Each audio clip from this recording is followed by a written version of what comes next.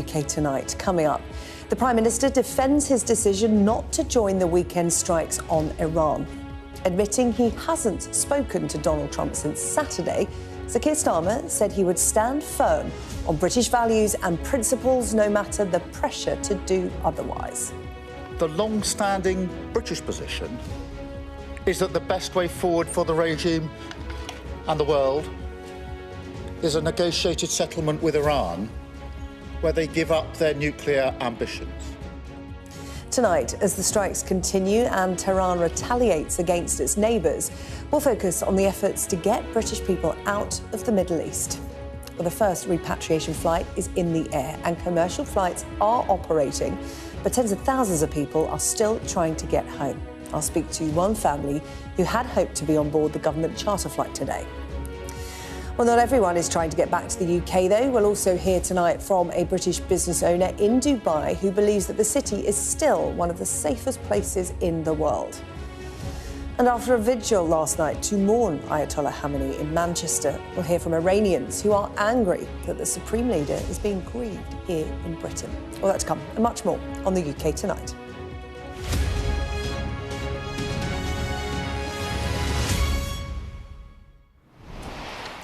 Let's start first with Sir Keir Starmer standing by his decision not to join the initial strikes on Iran at the weekend. This is after Donald Trump said the Prime Minister isn't Winston Churchill. In Downing Street this afternoon, Sir Keir Starmer said he would stand firm on British values, despite the pressure to do otherwise. He revealed that he hasn't spoken to the US President since Saturday evening. Sir Keir Starmer also announcing that the UK is to send 4 additional Typhoon jets to Qatar. The Prime Minister saying it was a response to requests for help from allies in the Gulf. The UK deployed an RAF squadron to Qatar back in January. The Defence Secretary, meanwhile, has declined to rule out UK planes taking part in strikes on Iran. John Healey in Cyprus right now, meeting his counterpart after RAF Akrotiri was struck by a drone on Sunday night. Well, as I said, commercial flights from the Middle East have begun arriving in the UK today. And the first government-chartered repatriation flight from Oman is due to land at Stansted tonight. The flight failed to take off last night, following what a passenger told Sky News was a complete shambles. Sir Keir Starmer has said more than 4,000 British people have now arrived home on commercial flights from the UAE. Well, the PM has come under fire this week, not least from US President Donald Trump. This is what Sir Keir Starmer had to say for himself earlier today. I want to reassure the British public about the action that we're taking. While the region has been plunged into chaos, my focus is providing calm, level-headed leadership in the national interest. That means deploying our military and diplomatic strength to protect our people. And it means having the strength to stand firm by our values and our principles, no matter the pressure to do otherwise. The long-standing British position is that the best way forward for the regime and the world is a negotiated settlement with Iran where they give up their nuclear ambitions. Now, that's why I took the decision that the UK would not join the initial strikes on Iran by the US and Israel. Now, that decision was deliberate. It was in the national interest, and I stand by it. But when Iran started attacking countries around the Gulf and the wider region, the situation changed. Iran has now fired drones and missiles at 10 countries that did not attack them. These are allies of the UK, where we have hundreds of thousands of British people, as well as British military personnel. Our number one priority is protecting our people. And that's why, long before the US and Israeli action last weekend, we had already deployed additional military capabilities to the region to defend our interests. Let's bring in our political correspondent, Rob Powell, who was right across that speech this afternoon. And, Rob, how was that speech received? Look, I think for those that believe that the UK and Keir Starmer has been too slow on this, I'm not sure it will do much. We had news of 4 extra typhoons going out to Qatar, and a restatement, I think, from Sir Keir Starmer that they believe they weren't caught on the hop here, that they've actually been sending mainly warplanes to the Gulf region, to Akrotiri and Cyprus, to Qatar as well, as the US was building up military equipment in the region as well.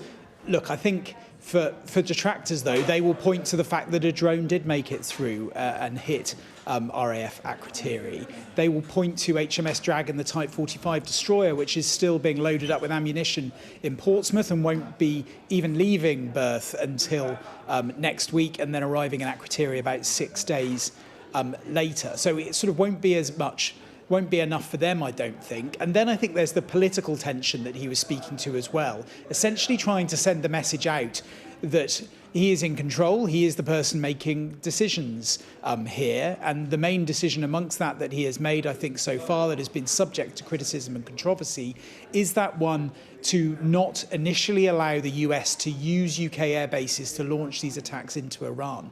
That was something that Keir Starmer said was a deliberate decision. He essentially said that was his principles and he would stand by them despite any pressure that was incoming. Intriguingly, though, when asked about reporting that had come in during the day today and overnight last night, that actually Keir Starmer may have been more open than has been suggested to allowing the US to use UK bases, he gave a very, very cautious, carefully worded answer, and essentially said, rather than referring to what his initial thoughts were, said that specific request hadn't come in from the US on Saturday. So I think for those worried that there is too much drift, if you like, in the UK position, that we could have been more proactive, they won't necessarily be reassured by that. Of course, the practical impact of all of this in terms of the impact in the region are the accusations that we've heard that basically the British military isn't doing enough to keep British citizens and British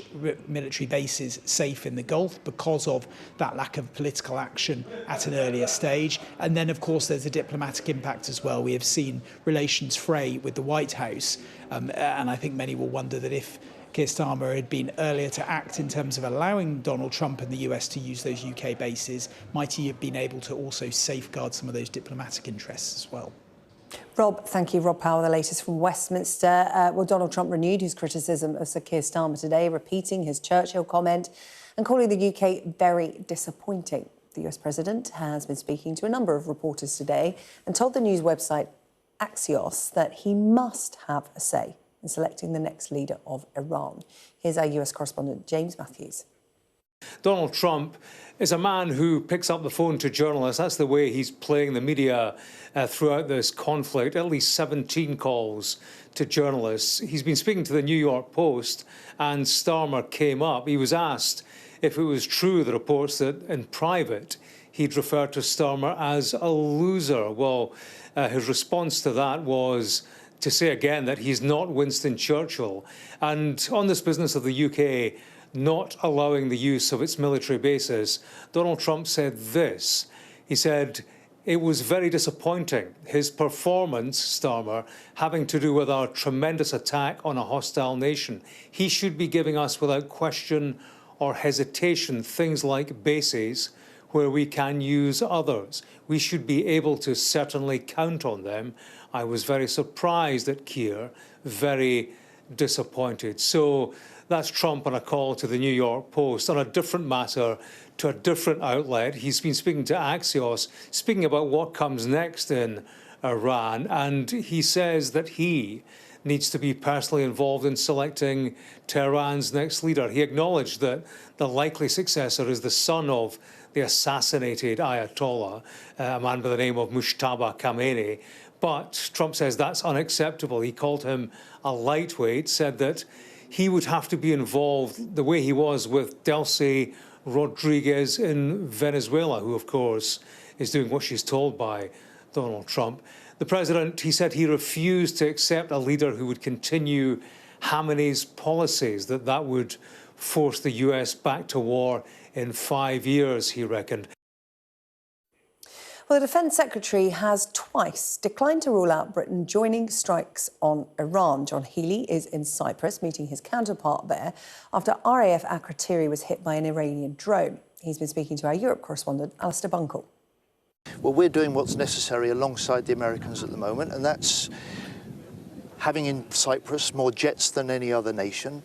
It's having in Cyprus now more than 400 extra air defence teams. But would you rule out getting involved in an offensive capacity? And we will, as circumstances in any conflict change, you've got to be willing to adapt the action you take. I'm doing that by bringing in anti-drone helicopters in overnight. I'm doing that in the next couple of weeks to bring in the Type 45 air defence destroyer. I'm doing that by bringing in the top planners to help coordinate the sort of contribution that other nations are now starting to make, as you say, a French frigate arriving overnight, a German frigate in the area, and Greek ships also now joining the But just to be defence. clear, and finally, you don't rule out British aircraft taking part in offensive operations over Iran at some point? Everything that we have done is defensive, is legal, and is coordinated with other allies.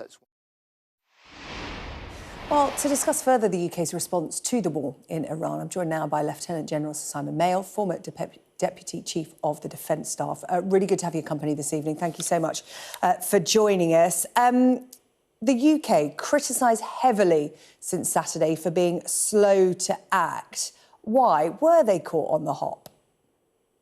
One doesn't want to be a sort of armchair general here, Sarah-Jane, but there's no doubt about it. What the military would have done, I'm sure, is try and offer as many options to the politicians as possible. Hence, you do pre-deploy. We've had plenty of warning that, frankly, if the Iranians were not going to accede to the demands to negotiate in good faith on the nuclear program, the Israelis and the Americans were going to strike. And it was just a question of when, as it found, the Israelis saw that the Supreme Leader and his key people were gathering and knew that through Mossad and hit them. And the key, I am sure, is the CDS and CGO and whoever's holding my position, my previous position, will have been given a number of options for the deployment. And some of that just needs to be seen. You can do a lot of stuff behind the scenes, and that's important. But the fact that we don't have a ship really in the Gulf any longer is a staggeringly shocking state of affairs. The fact we had nothing really protecting Akrotiri and the sovereign base areas there. And you can dress it up how you like, but it just doesn't play well diplomatically or politically. You lose leverage. It gets reported, it gets the thing. The Prime Minister looks defensive. John Healey looks defensive. So I say I hate second guessing, but there was a lot we could have done and we could have leveraged off. I totally accept that we weren't going to take part in the strikes. I think we should have supported the Americans in allowing them to use what bases we had that they might have wanted. But by being in the region rather more visibly, we could have transitioned and had options that the Prime Minister could have then parlayed into influence with Donald Trump, with the Israelis, with our allies in the Gulf. Yeah, the US Secretary of War didn't pull any punches. He called it the UK clutching its pearls, the slow decision-making that you've referred to there. And the Defence Secretary, John Healey, he was at pains to stress to our Europe correspondent that, the UK was taking legal and defensive action, and that was why they were perhaps slow to act. Let's be clear, what are the UK's capabilities in the region? Because the United States effectively calling Sir Keir Starmer and the UK government out, saying, effectively, we're not up to the job. Well, it's a great pity. We have been a very staunch ally of the Americans, and for decades, our prosperity and security has depended on the Americans' propensity to underwrite that. We appear to have a military at the moment that is very underfunded. We can all have a debate about that, its priorities. But given the importance of the region to our allies as well, our presence in the region, the importance of Cyprus, to be so thin on the ground, frankly, at this stage, is an embarrassment. And it does lead us open, particularly in the type of megaphone diplomacy the Americans do indulge in at the moment. And I'm a great transatlanticist. It's a pity, and sticks and stones and all that sort of cry. But what we really don't want is the sort of rhetoric being ramped up. And I just think we should have been more visible on the ground. we were given a base in Bahrain by the Bahrainis. I hasten to add, the central square is called Mail Square. It is a tragedy, it's a travesty in many ways, that we no longer have the ships there to provide that visible presence, given we have 300,000 British citizens in the area. So I just think it's a bad time, and I think most proud, patriotic British people are rather embarrassed that we have left ourselves open at this stage when critical events are happening, that we've inclined to be looked on as bystanders. And what about the men and women in the armed forces? I mean, the Defence Secretary John Healey there in Cyprus meeting his counterpart, also meeting those at RAF at Kratiri, repairing relations, if you like, because, you know, this was an RAF base that came under attack. And I would imagine the morale isn't great if you're serving in the armed forces for the UK in the Middle East at the moment. Can you give me an insight into that? Because you're well placed to have an idea of what will be going on. Well, our servicemen and women, you know, absolutely brilliant. You'd expect me to say that, and I say it with all sincerity. They will be doing a terrific job as always. There is no doubt about it. Drones will get through. Let's be under no illusions here. If you throw enough stones at something, something will get through. Whether it's strategically significant or even tactically significant is another question. You've seen how many have hit UAE, but people there will be saying, frankly, you know, frankly, it doesn't mean much. It's pretty terrifying if you're directly underneath it. But it is just, they'll just be embarrassed. They will not like the idea. We are a top-rate nation. We're a top-rate military, and we don't like to have people sniping from the sidelines about our lack of preparedness. And that, to an extent, is a political decision. So we be under no illusions. There's plenty we can do. There's plenty we will do. Our servicemen and women will do a fantastic job, but we would like to have been set up better, I suspect, is what they're feeling, for success. And we like to judge ourselves by the sort of premier armies, navies and air forces in the world as co-equals, frankly.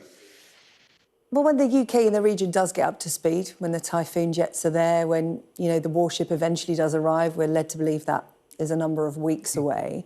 What is the UK's capability then? What is our contribution? Because, as I said, you know, there's the practicalities of this, but there's also the reputational damage as well, because the United States are not shy in coming forward and telling us, you know, we're not contributing. No, not at the moment. And I say it is a pity that some of this megaphone diplomacy. But part of it is just being seen, to be honest with you, Sarah-Jane. You just need to be there. Yeah. And reputations are hard won.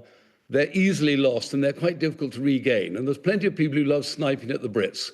You know, I love sniping at various other countries. We can all name several. It's part of a national sport. But it is a pity. Let's keep it diplomatic. Let's not spark anything else. I'm not going to say anything at all. No. I'm just saying we all take a little bit of Schadenfreude when other people stumble a bit, as we know. But we have so many important interests, assets, military personnel, civilians in that part of the region. We knew what was going to happen largely. There's no surprises here. We should have been more obviously better prepared, to my mind. Well, listen, Sir Simon Mayo, really good to get your thoughts this evening. Lieutenant General Sir Simon Mayo, their former Deputy Chief of the Defence Staff. Really appreciate your time. Thank you. Thank you, Sarah. Well, let's take a look at some of the latest developments that have been happening in the Middle East today.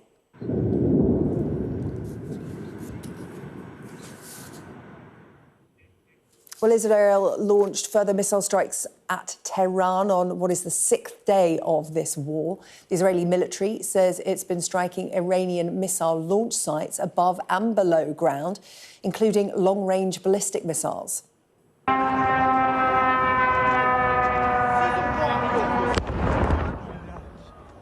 Well, these the scenes in Azerbaijan, the country's foreign ministry saying Iranian drones struck an airport building, causing some damage. Iran's armed forces have denied launching a drone towards the country's airspace. However, Azerbaijan's president accused it of carrying out a groundless act of terror and aggression and said his military has been told to prepare and implement retaliatory measures. Well, Israel has issued a mass evacuation warning for all of Beirut's southern suburbs as the fighting escalated with Hezbollah in Lebanon. UN peacekeepers say there has been fighting in southern Lebanon after Israeli troops crossed the border. The US military has been marking 100 hours since the launch of Operation Epic Fury. Our military analyst Sean Bell has been looking at what's been achieved in that time and how Iran might respond in the future. So day 6 of Operation Epic Fury, the American and Israeli war against Iran is underway. What's the latest update from what's happening on the ground? It's evident there's a huge amount of ordnance being expended, both by Israel and by America, but also by Iran. But are we getting any closer to seeing some form of success on the battlefield? Updates from today. Abu Dhabi, there were some drone strikes. They were shot out of the sky. Unfortunately, the debris fell down and injured 6 people on the ground. In addition, up in Tehran, the Israeli F-35s will be delighted because they ended up shooting down a Yak-130. This is only a training aircraft, but it carries some very potent Russian AA-11 Archer missiles, and they would have been very, very dangerous, and therefore Israeli would want to take those off the map. The Iranians only have 2 of those aircraft. They've now lost 1, so it's pretty key. What's also happened over the last 24 hours is America has released a video that is actually showcasing their military capability. Now, as a dominant military superpower, this shows B-2, B-1s, it shows rockets, it shows their full spectrum of might, and it is very, very daunting. But it is worth remembering, military action is a means to an end, not an end in itself. Is it helping to achieve the political objectives of this campaign? Now, Iran has declared that it will seek revenge for all these attacks. The harsh reality, is that just rhetoric, or is there anything they can actually do? Now, of course, the advantage that Iran has is they've got a huge standing army, and it's pretty evident that America does not want to put boots on the ground. It's also, they've got a large number of proxies they can use. They've also got drones and missiles. But let's look at those latter 2 to see how they might be able to use those. First of all, the drones. We first talked about these for the Russian invasion of Ukraine. They're not particularly big, they're not very fast, 130 miles an hour, they don't make a big explosion, but they're not expensive, and you can produce large quantities of these.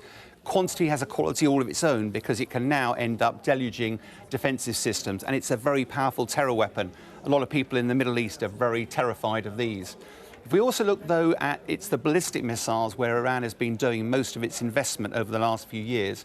Short-range missiles like these go out to about 300 or 400 kilometres. They're largely focused at their near neighbours. But they also have a range of missiles that go out to medium range, up to about 1,000 kilometres. We're not showing all of them here. There's a huge array of them. And then, of course, some of them, well, the larger missiles, the long-range missiles, go out to about 2,000 kilometres. Now, that sounds like a long way. What does that actually mean on the map itself?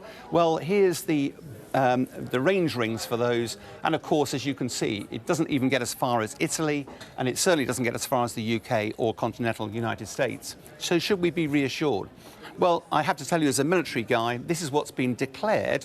But Iran will want to have a missile that can get as far as the continental United States. That needs 10,000 kilometres. Will they have one in development? Yes. Is it operational yet?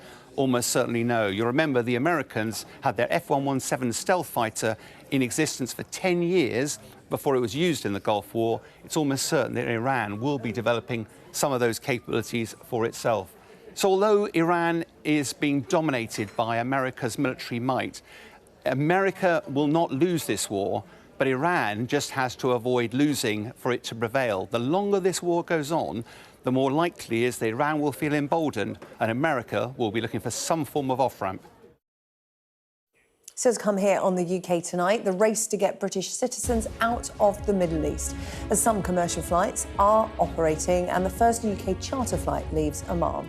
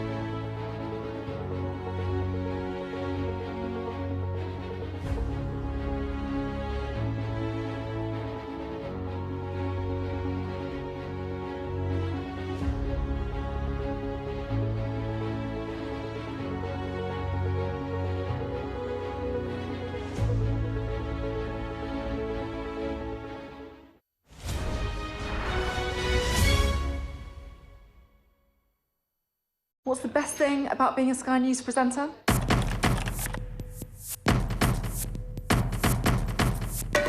We've done the work and the reading, so you don't have to. Being a Sky News presenter. Hello and welcome. Westminster, the heart of British politics. I'm so sorry about what happened to you. So what on earth is going on? It's not true. Can I tell you what I think? It's really unusual. Mornings with Richard and Frost. Let's crack on. Let's get started. A flight chartered by the UK government to bring Brits stranded in the Middle East back to the UK is due to arrive from Amman later tonight. The flight originally scheduled to depart Muscat at 11 o'clock in the evening local time yesterday, with the UK government saying that the delay was due to technical issues. Now, the Prime Minister said earlier today that more than 4,000 Brits have arrived back on commercial flights out of the United Arab Emirates and that rapid deployment teams are on the ground in Amman and Saudi Arabia. Our correspondent Amelia Harper is at Stansted Airport for us this evening with further details. Amelia. Well, good news for those passengers finally on that repatriation flight. It has finally taken off from Muscat International Airport in Oman, landing here at London Stansted, we think, at about 1:20 in the morning. As you said, it was supposed to take off yesterday at 11 o'clock local time, about 7 o'clock our time, but due to technical difficulties, passengers never got into the air. And the Prime Minister yesterday said that more repatriation flights, 2 more repatriation flights were going to be put on in the coming days. And today, I think, SJ, was a bit of a message in expectation management. Sir Keir Starmer saying that these repatriation flights wouldn't happen overnight. Passengers on that flight will be hoping there are no delays. It is going to stop in Egypt, in Cairo, for a refuel before heading here. But in terms of the actual commercial flights, around 4,000 British nationals have now arrived back here since the war started in 6 days ago. Thousands of flights, as we've been saying, over nearly a week now have had to be cancelled. Much of the airspace over the Middle East has had to be closed. 8 commercial flights landed here in the UK yesterday, and we expect that by the end of today, 10 flights will have landed. And the Prime Minister today, Sir Keir Starmer, in a press conference said that BA was putting on daily commercial flights from the UAE back here to the UK. BA is putting on a flight on Friday, Saturday and Sunday, in addition to one that went out in the early hours of the morning.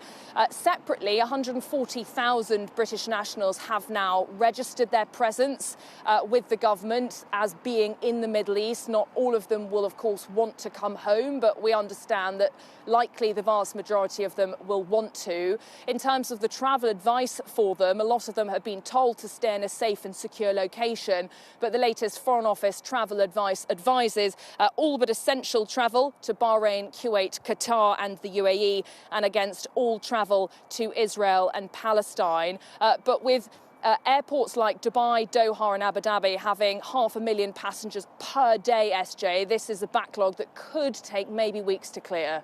Yeah, indeed. OK, Amelia, thank you. Amelia Harper, across the situation when it comes to flights going back to the UK from the region. Joining us now, Nusra Satta, who's stuck in Dubai with her family, trying to get home from their holiday. Thank you so much for coming onto the programme to talk to us. So what must be a really worrying time for you. What I understand is that you and your family wanted to be on that first repatriation flight last night. 6 of you paid to be on the list. You travelled from Dubai to Oman. What happened, Nusra? We turned up to the airport and we were told by the consulate that we had to turn up because we paid for the flights. We didn't have any confirmation from anyone to say that we could turn up. My husband had paid for 6 members to be on this flight. We have an 84-year-old who is a heart patient and is considered disabled by the NHS. We have a 19-month-old and we have a pensioner, and both of those elderly and pensioner patients are running out of medication. These are things that we had told the workers, the crisis workers at the airport, and no one was willing to help us to get onto the flight. We are British nationals. We were told previously that there was an issue with our visas. They were unsure if we had visas when we had stated we were British nationals with British passports. And additionally, there was another issue that they had said with our names. So it was just completely disorganised when we had got there. It was disorganised. No one was willing to help us seeing a woman in a disabled chair or seeing our baby. And no one was willing to help us. They kept saying, just call back and check in half an hour and maybe things will change. And we were told by the embassy, because my husband had continuously called them, that the capacity was only 39% on the plane, and it was not fully, it was not full capacity when he had left last night. And additionally, we had contacted the embassy in Muscat and in London, the Home Office, since yesterday and this morning, and no one had contacted us to say that this plane was leaving midday in Oman. And unfortunately, we've had to come back to Dubai for that reason. Nusaba, what a mess, if I can sum it up for you. You're back in Dubai, where you started. In terms of when you were at the airport, I would imagine there were many British nationals in your situation at the airport trying to get on that flight. Just describe to me the scene. It was just completely unorganised. I don't think the workers were really there to try and help you. If you weren't on the list, but you were a British national, and you had paid for the flight and you had inquired and enlisted, they just weren't willing to help. Everyone was the kind of a man for themselves in a sense, even with being vulnerable, because it was stated that the most vulnerable parties would have first chance to get on this flight, and that wasn't the case. And I'm very disappointed in the Home Office and the British Embassy, because they've also wasted our time. We are a vulnerable party, and they have wasted our time and our expenses, because we've had to stay in Oman just for this flight. And we were given false information that there would be 2 extra flights today. So if we had stayed today, then we would have had to be stuck in Oman again. What's this been like for the family? As you said, you've got elderly relatives with you that have medical conditions. You've got a young baby, essentially. What's all of this been like? And what's been going on in the background? I mean, we can see the famous Dubai background behind you. I think is that the Jumeirah? That's the Burj Al Arab, isn't it, behind you? So, you know, everybody knows this backdrop as a holiday destination. But what's actually been happening there while you've been... It's not been easy, especially with all of our medications running out. There's 3 in our family that are needing medication. And it's essential we do get back to the UK. It's not you don't feel safe, especially with the UK Embassy and Home Office not being reassuring. There is a lot of uncertainty about when we're going to get back home and what is going to happen to us as a family, especially with a pensioner, an elderly woman who's 84 years old, who are needing these medications, and a 19-month-old baby. It's just not reassuring, and it's disappointing from the government.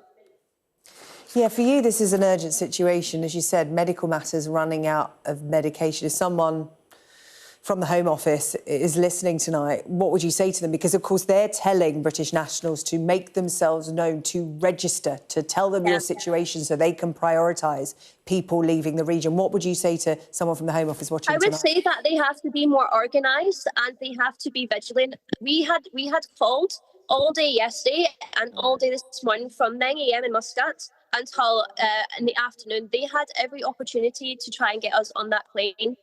They have the Home Office, the Embassy and the government themselves, when bringing back British citizens, they have to be more organised and they have to prioritise the vulnerable people too, I'd say. Well, listen, Nusaba, thank you so much for coming on to tell your story. We wish you luck. As you said, a really stressful time for your family, not just because of what's going on in the region, but also because of the medical conditions in your family and a young baby with you as well. Keep in touch and we hope you get back soon. Thank you. Thank you. Thank you for giving me the opportunity to speak. Thank you. Absolute pleasure. Thank you.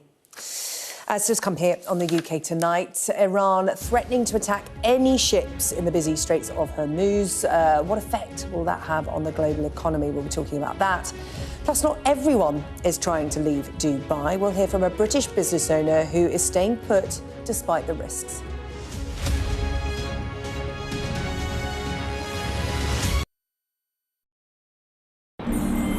A lifeline for millions of people living on both sides of one of the most volatile international borders. It's dams like these that have become inflection points between the two nuclear-armed neighbours, which could potentially lead to water wars in the future. A terror attack has shattered the peace and tranquility of Kashmir. At least 26 people have been killed and as many injured when militants fired upon them. I'm Neville Lazarus and I'm Sky's reporter based in Delhi. The old and young, all weary after being trapped for days as the worst floods have hit Kerala in a century. 3 days we are on a rooftop. They have no food, nothing. The roads have been inundated. The only way out is to get people by boat. There have been reported deaths and many injuries, several critical. Many families will grapple with the unimaginable loss of one of the worst disasters in India's aviation history. The spiraling violence between two nuclear-armed neighbours that harbour decades of hostility just seems to be getting worse by the day. Garbage dumps like this not only threaten the lives of millions of people, but also pose a deadly consequence on the environment and climate. It is a source of death, decay, disease and pollution for hundreds of thousands of people living in its shadows. There is so much disease because of this garbage.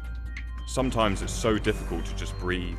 Companies like these are helping India in its trajectory to be a serious player in space exploration. Over the next 45 days, an estimated 400 million Hindu pilgrims are expected to converge here in Prayagraj on the banks of the holy river Ganga and Yamuna. It's a real kaleidoscope of people from all walks of life. The best thing about being a Sky News journalist... My darling. Beth Rigby, Sky News. Is being a Sky News journalist. You said to people, I'm not coming back for more, but you have come back for more. Well, let's kick off and make a statement.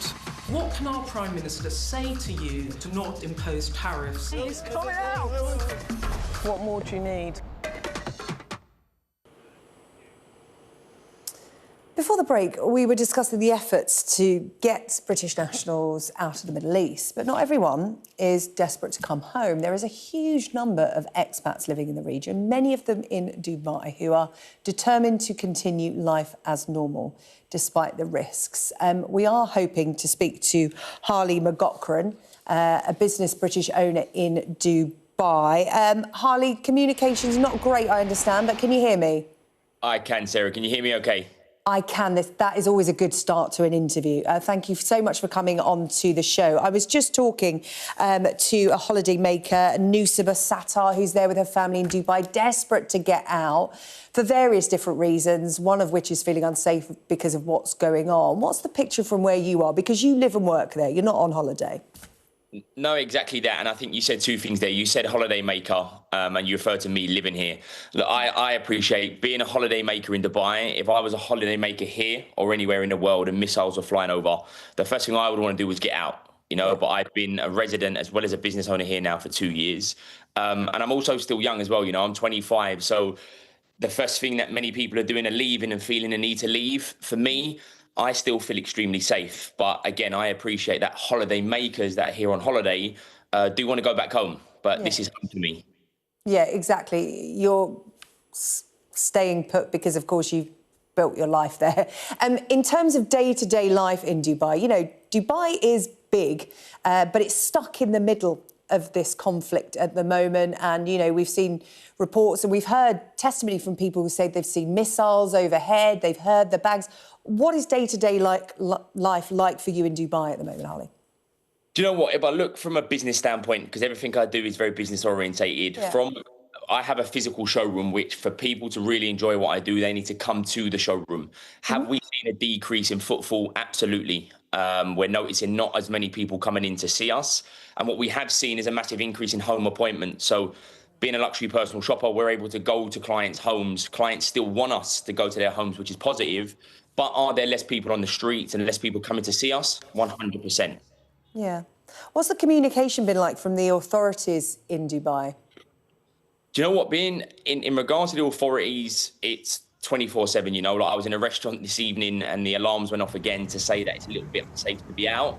and the restaurant was evacuated. Within 30 minutes, another SMS was sent to my phone to say that it's now safe to go out. So we've got that communication with authorities. We see a lot of updates. Unfortunately, most updates are on social media, most in which are fabricated and not true. But from a resident being here and being an expat here, I feel extremely safe and feel like what the Dubai government are doing now is amazing so far. Yeah, unsettling, I'm sure, but you don't feel unsafe. And you referenced there what's going on social media, and, you know, it will come as no surprise to anyone watching this interview. There is misinformation on social media, and this conflict, you know, that misinformation being put out there is no different. For example, your mum saw something on social media and you had to put her straight, right? Well, look, she see it before I did, you know. So someone asked me recently in an interview, tell me about when this all first come to surface. It was my mum that called me to say, am I okay?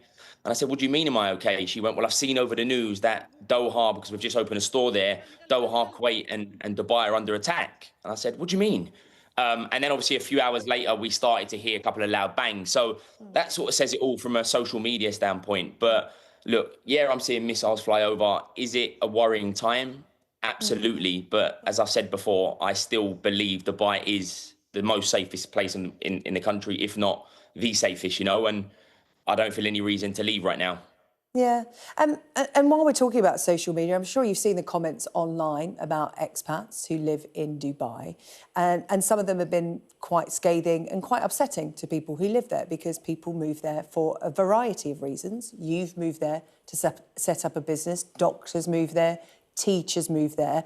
But there seems to have been a distinct lack of sympathy in some corners of the internet for people like yourself who have moved there and are now living through this. What have you made of that? Because, you know, essentially you feel safe, but you are in the middle of a conflict in the Middle East. Yeah, look, I think it's not nice to see these comments. We've got a lot of comments under our personal social media, especially the business. You know, I'm very much the face of the brand, and people are like, oh, you're there because you're avoiding tax, and oh, now you want to come home. In fact, I didn't move to Dubai because of tax reasons. That's one benefit of many. I actually moved to Dubai because of safety. For what I do in the UK wasn't safe. You know, I'm selling luxury assets, which are now a target in the UK. So I moved to Dubai for the safety aspect. So look, it's not nice to have that kind of feedback from people back home. Everybody's got an opinion. I'm not surprised, you know, people look at us in Dubai, the sun's shining, we've got beaches at the doorstep. Some people are going to sort of envy it when we scream Dubai, Dubai. And now people wanting to go home. Look, I don't think people should be making comments. You know, it's unprecedented times here. I feel safe, but I don't have kids. You know, I know there's many people within my network that have got young ones that are petrified, and the first thing they do is get out. And I think if I had kids, I would potentially be the same. Yeah, well, we have been seeing a lot of people posting online asking for people to take care when they make comments online, because there are a lot of families there in Dubai for various different reasons. And, yeah, really unsettling and upsetting for the children in those families in particular. As adults, you can sort of take it on, right, and appreciate what the risks are, but it's completely different for children. Look, Harley, I really appreciate your take on what's happening there in Dubai. That's Harley McGochran, British expat and business owner out there in Dubai, giving us his perspective tonight. Thank you. Thanks, Sarah. Bye-bye. Now, Iran has repeated its threat to attack any ships trying to pass through the all-important Straits of Hormuz following its attack on a US oil tanker.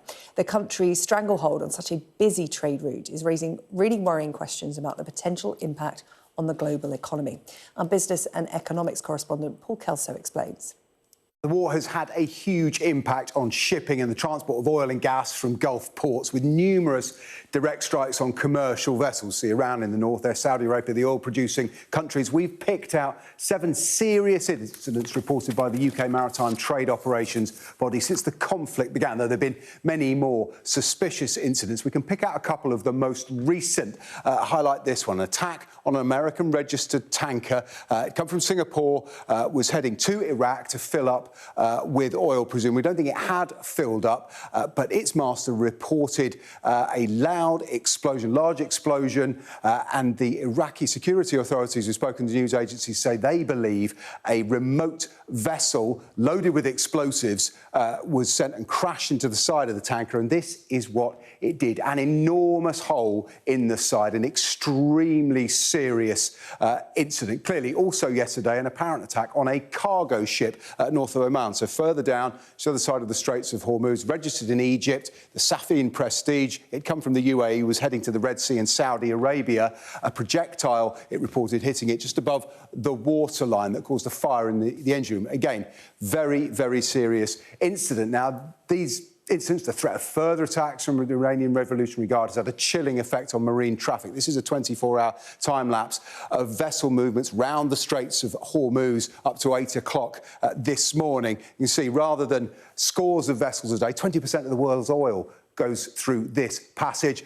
But these vessels are at anchor. They are awaiting their next move. The Lloyd's insurance market in London estimates there are about 1,000 vessels idling here, a value of $25 billion, and that's before we count what their cargo might cost. Now, all of this, of course, is pushing up insurance costs, the cost of shipping, and, of course, the price of oil and gas. But we can show you some natural gas from the Gulf. This is a liquefied natural gas from Qatar. It came on the Al-Qisa. This is Milford Haven in Wales today. These are new pictures. This is being unloaded, crucial to UK energy supply. But this vessel left the Gulf in Qatar on February the 3rd, so nearly 4 weeks before the war. The port it left from, Ras Laffan, is now closed, having been attacked. It's unclear when any more shipments might resume. Now, Energy Secretary Ed Miliband was in the Commons today. He pointed out only 1% of our gas comes from Qatar, and that we have strong and diverse energy supplies. But he conceded prices are likely to rise. But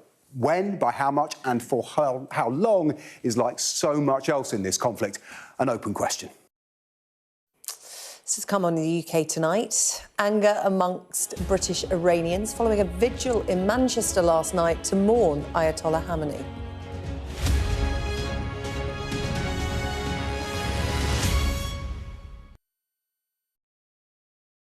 I'm Adam Parsons, Sky's Middle East correspondent. We've just entered Gaza. The vista out there is complete destruction. I'll always remember going into Gaza City during the war.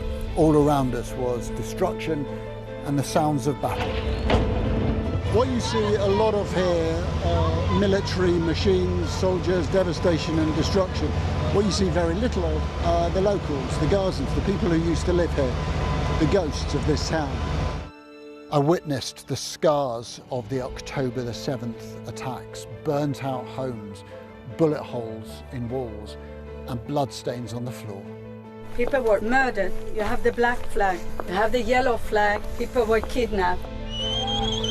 Inside this convoy, prisoners released by Israel in exchange for their hostages. The Israelis insist that many of these prisoners are terrorists. But here, the Palestinians consider them a blend of freedom fighters and political prisoners. There were tears and there was defiance. This land has been farmed for hundreds of years, but now it's a scene of conflict. Israeli settlers have come to this area to seize land. They've taken the land that I inherited from my father, and my father inherited from his father. What would happen if you entered? Oh, we'll be shot. This is a place where the past is cherished, but the future is feared. These are the settlers in waiting, keen to start a new life, to annex Gaza for Israel. The least we can do is just kick them out of our land. Gaza, which is just 2 miles in that direction, is under attack again. Sky News, get the full story first.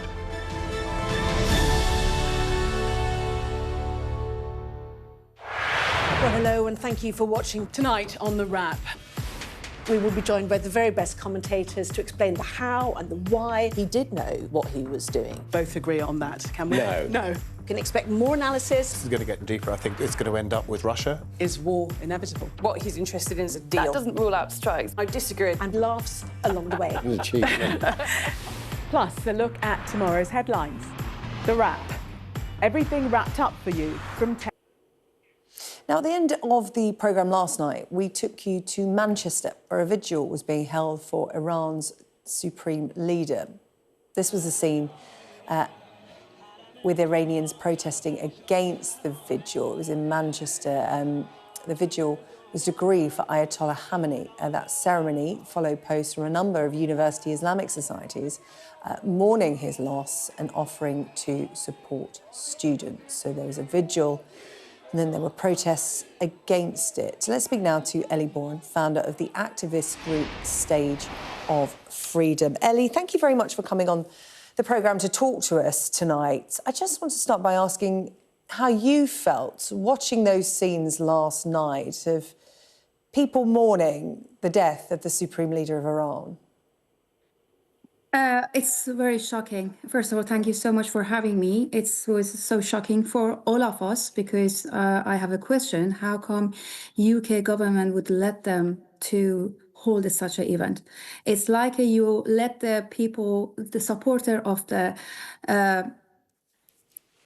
murder, those supporter for the 7/7 bombers, holding such an event. It's like letting the people who are supporting the Hitler holding such an event. Would you do that? How is possible? Because we know that for many Iranians, those seeing those events is painful. Because Supreme Leader representing the oppression and many innocent people were silenced or killed during the protest by his order or later on by execution. So yeah, so it's very shocking and very sad. At the same time, I cannot understand it. Why we let it to happen? How they get the permission? Yeah, I mean, Manchester not the only place where a vigil was taking place. In other countries around the world, there were small vigils that took place. And I should say that vigil in Manchester, there were around 100 people attending the counter-protest to it, some 300-400 people, it's reported. And the organisations from the universities that put this on, that, you know, encourage those who wanted to go to the vigil will no doubt have been arguing their right to mourn and express grief as part of religious freedoms. But for you, the Supreme Leader was more than a religious figure. What was his legacy for you to the people of Iran? May I say something? He's, first of all, is not the leader of religions. We should know that since like in 1989, when Khomeini died, he get the title as Ayatollah. The title is given to him. So based on the Islamic Republic's rule, so the person who's got the highest religion person, which at that time was Hossein Ali Montazeri, he was supposed to be doing that. But Ali Hossein Montazeri, he was openly talking about the crime that happened during the when Islamic Republics get in power. So they didn't let him to do it. So they gave the title to someone who was not religion. He was not holding the highest religion leadership at that time. It was a title that was abused by him. Exactly, but for holding the power, for using the power against the human and the humanity. So during the 47 years, we were witnessing of what they did to Iranian, also non-Iranian. Under his rule, he was basically ordered many tortures happen, many innocent people are killed inside Iran and outside Iran. He was supporting the terrorist organizations such as Hamas and Houthi and Hezbollah. He was backing up those terrorist organizations. So it's not related to Islam or leadership of the Islam. It's not related, it's completely different. First of all, also we need to distinguish between the Iranian and the regime. They are completely different. We are completely separate. So Iran's got lots of, we have lots of Muslim people inside Iran who are against Khamenei, who are against this regime, who using the Islam for dictatorship. So the damage they did to Islam, it was there is no word I could say what they did to Islam. Yeah, So, I mean, Ellie, you've now made your home here in the UK because of the regime in Iran. You originally came here to study and, you know, such is the repression of the regime that you have stayed.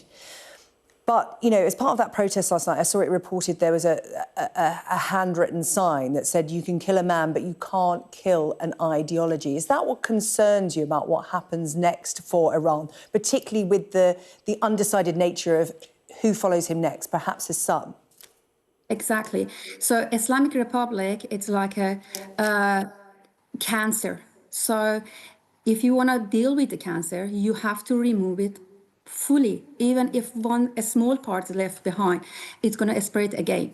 So it's the same thing. The ideology, as you said, yes, we cannot kill those ideology because they are just holding the power for their ideology, and they are gaining they use that title. Unfortunately, many people who they are never lived under the dictatorship, they don't know what's happening and they don't know full story, and they just base on the disagreement with one leader, like their opposition of one leader, it's taking the wrong side, which is completely we cannot understand it because it's based on a human's right, and so the Islamic Republic committed crime against humanity. Ellie, I really appreciate your time tonight. It must be really difficult to watch what's unfolding in Iran from here in the UK, your home country, but we appreciate your time tonight. Thank you. The World's Next with